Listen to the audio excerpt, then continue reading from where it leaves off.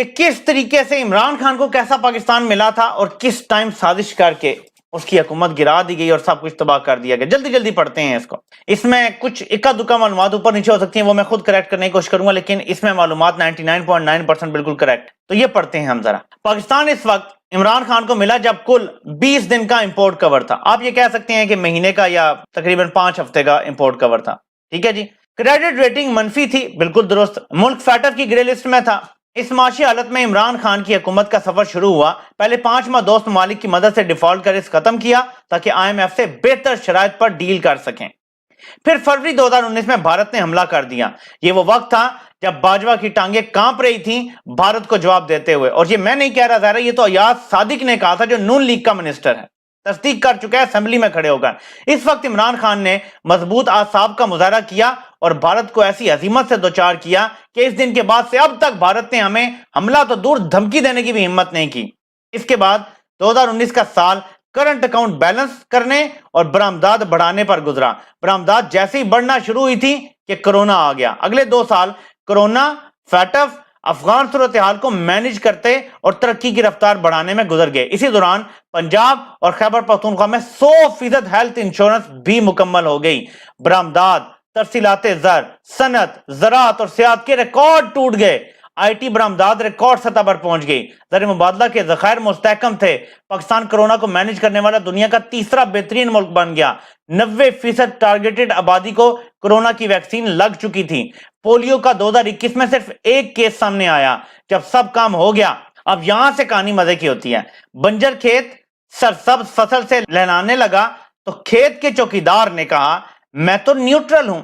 اب کھیت کا دہقان جانے اور لٹیرے جانے، لیکن در حقیقت چوکیدار ساتھ ملا ہوا تھا لٹیروں کے. دہقان نے کہا کھیت بچانے کی کوشش کی تو چوکیدار نے ڈنڈا چلا کر دہقان کے ہاتھ پاؤں باندھ کر باہر نکال دیا.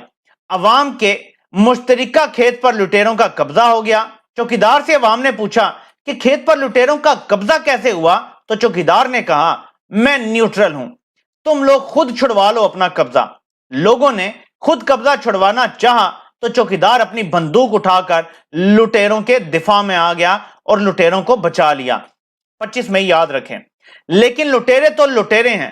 انہوں نے نہ صرف کھیت تباہ کر دیا بلکہ جو بچا تھا وہ لوٹ بھی لیا. گاؤں میں بھوک افلاس پھیل گئی، یہاں تک کہ چوکیدار کی اپنی تنخواہ تک خطرے میں پڑ گئی. لوگوں نے جب جب کوشش کی کہ کھیت کو لٹیروں کے قبضے سے چھڑوائیں، ہر بار چوکیدار نے لٹیروں کو بچایا.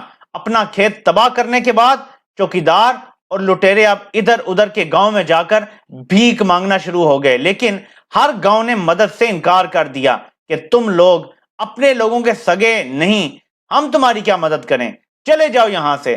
تمہاری مدد صرف زرعی ترقیاتی بینک کر سکتا ہے. اس کو آپ IMF سمجھ سکتے ہیں. لے دے کر پیچھے زرعی ترقیاتی بینک بچا. اس بینک نے اس شرط پر قرض دینے کی حامی بھری کہ کھیت کو مزید لوٹنا بند کرو اور پیداوار بڑھاؤ، اور ساتھ یہ شرط بھی رکھی کہ ہم قرض اس وقت دیں گے جب اس کھیت کا پرانا دہقان بھی تمہاری ضمانت لے، ورنہ دوڑ جاؤ.